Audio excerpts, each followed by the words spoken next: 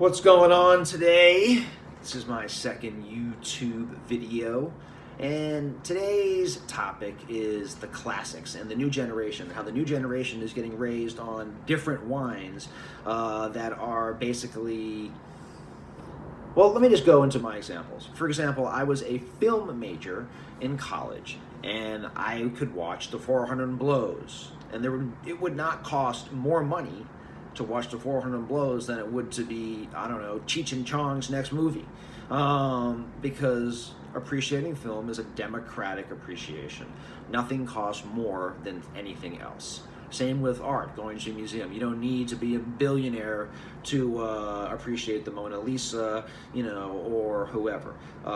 Same with books. Books is another wonderful thing. No books cost more than other books, obviously, if you want first editions and everything like that. But to get the actual text, the meat of it, it doesn't cost anything, as you know. And, these are all very democratic ways to appreciate. But wine is different. There is, an entry fee, obviously, and it can go up and up and up and up until, it becomes untenable to whatever particular person budget. But when I was coming up, we could still get 4 or 5 people together and, get a first growth. The 96s in the store that I was working at in Boston, Brookline Liquor Mart, were $140 a pop.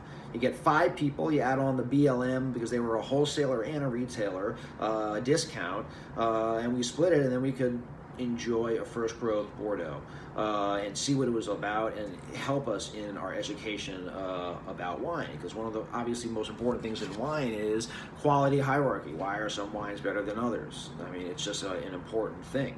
And you learn that by splurging when I was coming up, and other people did it too as well. We'd have these amazing tastings, everyone would throw in $50, $75, and there would just be a table full of Chave and Reyes and Rousseau and Lafon and whatnot. That entry fee, was expensive for me at the time. I was making $30,000 a year, but it was an unbelievable education, and with the Rhone, this was 92, no, not 92, that was my freshman year of college. This was like 95, 96, 97, 98. These were kind of my formative wine years. And during those years, I drank a lot of sick wine. Chave was $75 back then. That was pretty much the name of the game in the Rhone. And in the South, it was Reyes, and then you also had Guigal single vineyards, and I had a different appreciation for Guigal then. Now I find the wines just not good. But that's another video, maybe. Now I can't do a whole video saying why I don't like Guigal, although that would be entertaining, but I'm sure it would not make me friends. But anyway, back to the topic at hand. So, in Burgundy, it was very expensive, but, we could get 5 of us and get a bottle of Lafon Perrier or Lafon Clos de la Barre or whatnot, and just taste it and see why it was different than the $10 Macon that we usually were drinking. It was very educational and very important, because that's everything. I mean, if I was a rookie in wine, I would be like, why are some wines better than other wines? And how is this illustrated in a price? Why is this wine from Burgundy, from Vosne Romanée, 500, and this one 75? I don't understand. They're both from Vosne Romanée. Is this one so much better? Blah, blah, blah. And that's how you learn. But today, because the wines are so expensive, and the new generation, they're never going to get to those heights and experience what the top wines are. I mean, I'm sure there's going to be rare occasions where they'll be able to taste it, but I don't know. I'm like pretty deep in the wine industry, and I don't even taste these wines anymore. Yeah, I got my own gig and everything, and I don't go to dinners as much and everything, but I'd always come across, even in the first couple of years of Fast Selections, I'd come across, some of these bottles in the wild. But now, oh man, they're just so unaffordable. I think Latour changed their whole thing. I mean, Chateau Latour was part of one of my formative education. I drank the 2000, I remember, very young, and obviously I went and I visited Bordeaux. I don't know how it is now. This was my first major wine trip in 2003, but I think they don't. I think they hold stuff back at Latour now, and they would do the whole thing is just one big library release. The other first growths are crazy. I mean, I drink a lot of Pichon Lalande, Pichon Baron.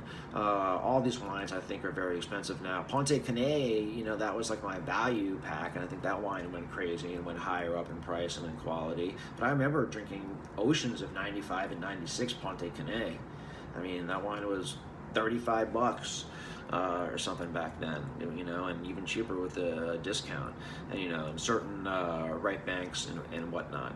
But so I would assume today, if you're starting out, you're definitely probably drinking a lot more Loire, Beaujolais, shit like Pet Nat, alternative sparkling wines. I don't really know. I mean, but you're definitely not. 5 of you are not pitching in for a 2000. I don't even know what the current vintage of anything is anymore, but a 2016 Pichon Lalande or 2015. I'm not sure what's on the shelves now. You're not all pitching in for that. It's probably prohibitive, and it definitely would. I think it would impede your education. I'm wondering what it'll be. Maybe possibly 2 generations that'll be the wine leaders of the future, and they'll have been raised on different wines that are. I'm not saying expensive wine is better, but I'm saying that it is damn important to understand the difference between expensive wine and less expensive wine and less expensive wine. That is part of wine. It is part of the deal. It's not really like a democratic thing. I'll totally admit it. That's why wine appreciation. There's lanes. There's very specific lanes. And people. There's a class thing going on there as well. But when you visit, all the growers and everything, the class system is definitely there, but it's much, much less. It's, less, like Francois Ravenel in Chablis does not, that estate, is here, it's crazy, but there, people realize it's very good, but there's much more of equanimity in Chablis when it comes to the producers in regards to their other producers as well. It's like he's not like God like he is here, or like the estate is here. So there's definitely that. And in France, you can definitely still find some affordable gems, but even there, it's more, it's very, very expensive to taste these, and they are essential to taste them. But so now I was thinking, what could possibly be good from this is possibly in Bordeaux. I think you have more chateau than any other region in the world. There's like 8,000 chateau or something in Bordeaux, and they could shine a light on other chateau that are not like the 57 or 60 that people seem to care about. There's probably so many smaller Bordeaux, and maybe generations of that because I think Bordeaux still is probably one of the most undiscovered wine regions out there, because there's just so many estates, and the whole world has completely focused on like 50 or 60, and there's just so many gems. I am sure like you could do an entire portfolio. It could be fast selections, Bordeaux selections of shit from Entre deux Mers, et cetera, et cetera. It would just be wonderful. But maybe but I don't see younger people drinking off-brand Bordeaux from regions. I definitely see younger people gravitating towards things like Pet Nat, canned wine, what else? Lots of Beaujolais, lots of Muscadet, lots of kind of like funky Loire stuff, funky Languedoc stuff, definitely lots of like funky stuff. It's definitely more affordable. I'm not sold on the merits of the aging of some of the more funkier wines, whether it's natural wine or not natural, or anything like that. But I think it's really important to learn the aging curves of wines, and especially wines in the classical regions. It's critical. I mean, here I am, 44 years old, and I can't really afford to drink these wines anymore or taste them. But I have a wealth of experience from what I have learned, and I can pass that on. But then again, because I think the only way that you can taste any of these wines that are essential to a wine professional's education is if you have money. That's it. I can't think of any other way, because they are just so unaffordable. Like, don't even talk to me about Burgundy. I'm not even bringing it up because it's so unobtainable. I mean, the top stuff, it's just crazy, or you have to have very wealthy friends, I mean, these are the only ways that I can think about it. Gone are the days when 5 of you could throw in $30 a piece and get a first growth. They're just gone. And I thought that was really expensive. I really did. I was like, $30? I was in Massachusetts at the time. I was like, that can get me 6 burritos in Anna's Taqueria. I don't know about that. I love it. And I loved Anna's Taqueria. Oh my goodness. But enough about Anna's Taqueria. But it definitely, I really, and Italy is even crazier. My palate didn't understand the difference between modern and traditional back then. But I was drinking it all. I was drinking Bartolo, Giacomo Conterno, and also some Sandroni, Paolo Scavino, everything else that I worked in a store that was big, De Grazia, so all the other De Grazia people, and they were not very expensive wines. And they were just tasting them. And Giacomo Conterno, Cascina Francia was probably $40 at the time. And I tasted that a lot. Bartolo was a little harder. It was Chatterton, and Chatterton was difficult back then as well. And then I don't even know what other wines in Italy would be. This was like pre-Super Tuscan freaks. Brunello, I think, was like the only other wine that really mattered, and they were, expensive at like $45. And that was for like the top stuff. But I really didn't care about Brunello back then. That came later. Port was cheap. Not that I was drinking any or cared about it, but I remember it being cheap. You could get like 61 Taylor Fladgate at my store for like $85, I think. I don't know how much it is now, and I don't even know if that's a good wine, but I'm sure it's much more. And I tasted through the ports and the Madeiras. All that was part of my education, I mean, I had so many different tasting groups, and and we had different themes, and that's how you learn. Sometimes we do first growths, we do fourth growths.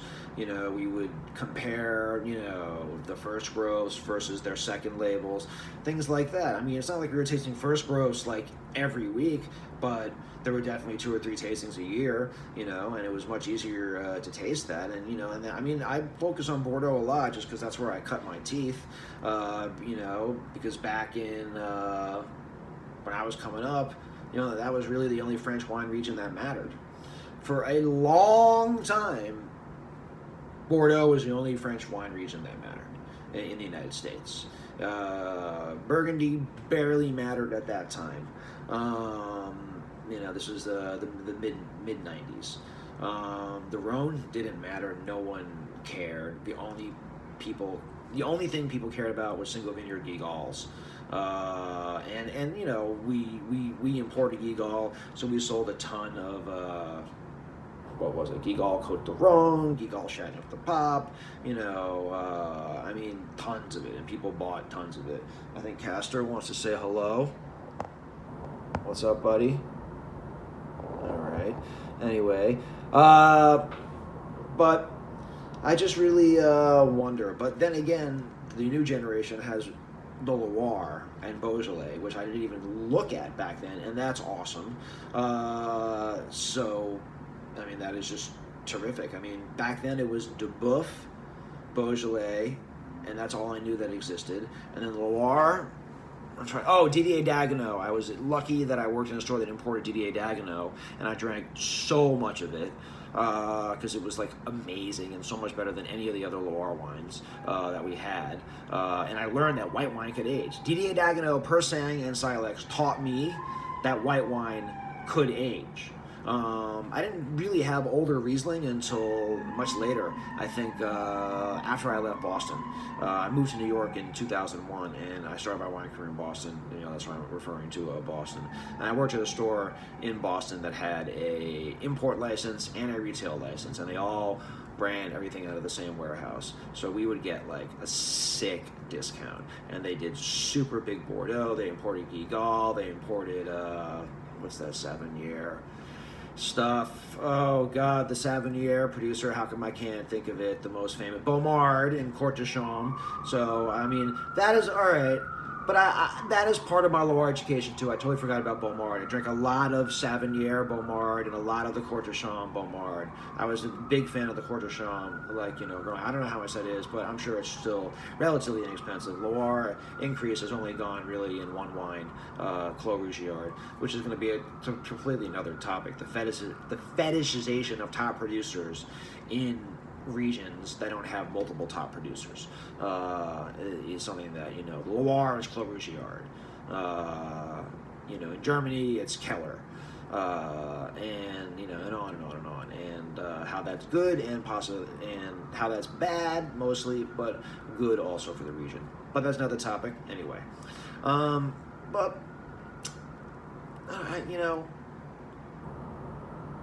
I would love, obviously, if there was no price increase and that new generations could come up and taste what I tasted. Because what I tasted was really not that much different from what generations before me tasted, at least when it came to the imported stuff. California wine, was a part of my early education, because it was definitely cheaper than the French wine back then. I could get a bottle of tasty, sweet, candied Pinot Noir for $6.99, or some dark chocolatey Cab for $12.99. What did I like back then? Or Merlot. I love varietal Merlot. Yeah, I'm totally telling you. Forest Glen was my shit. Forestville was another one. I mean, these are like my first wine jobs when I'm learning and tasting wine. Before I worked at that one store, I worked at another store, and that's where I was drinking the Forest Glen Merlot, and Pedroncelli's Infidel. Oh my God, I can't believe I remember these wines. But then I started getting into the important stuff at the next place, and that's when I met other people that were into wine and had my first tasting groups, and how I learned, got my education in drinking all these different wines. And I just really wonder I really wonder what's going to happen to when we have a new generation of wine professionals, when I'm old and doddering and drooling in my, chair in Provence or something on my patio. The new Jancis Robinsons, and the new wine leaders, or the new whoever's. I mean, there's going to be much more, I would say, because more people have an access to get their opinions out there, like this right here.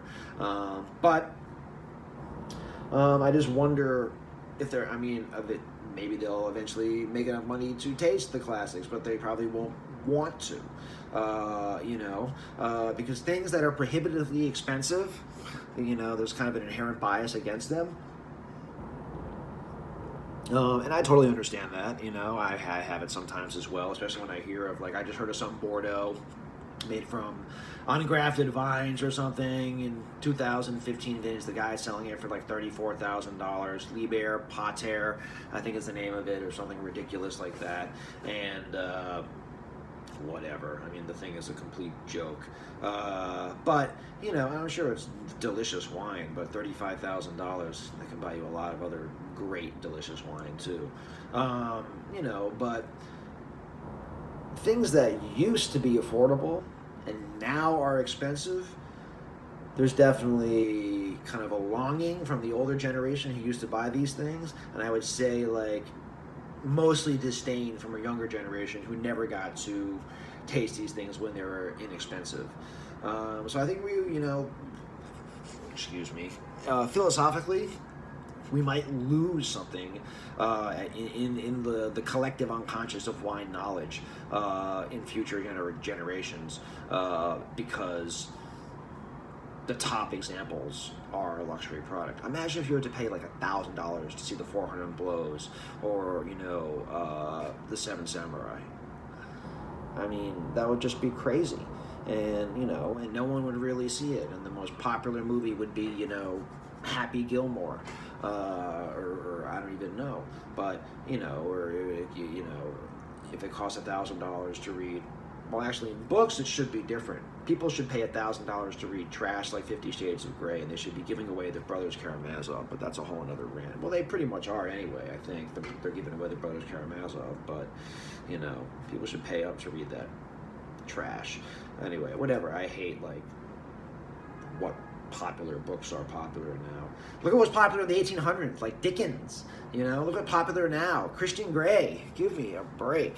But anyway, that totally has nothing to do with anything with the wine. I think I'm getting kind of done with this video anyway, because I don't think I have much more to say on this topic. But I definitely would like to hear what you have to say in the comments, and how it could affect the future of wine knowledge, that the new generation will not get a chance to taste some of the classics that many people that are kind of in their, I'd say, 37 up had a chance to taste. Well, when did wine start getting crazy? Bordeaux. I think everything started getting crazy maybe with 2000 Bordeaux. I think that was kind of like the game changer. I remember 2000 Bordeaux was covered on like 60 Minutes. It was like the first crossover. My dad asked me about 2000 Bordeaux. Random people that are not involved in wine were like, yo, should I get some 2000 Bordeaux? And, and then 2005 Burgundy came, and 2005 Bordeaux came, 2003 Bordeaux came. Everyone thought 2033 Bordeaux was going to be like unbelievable. I don't know how they turned out, but I'm sure whatever. But that's it. Hit me up in the comments. I think this video was good, but not as inspired as my first video. But I'm going to put it out there. And also the sun is coming right now. And unfortunately, it's getting a little bit too bright for me. My eyes are squinting a little bit. And that's it. So hit me up in the comments. Let me know what you think of this video. Topic ideas also in the future would be greatly appreciated. Late.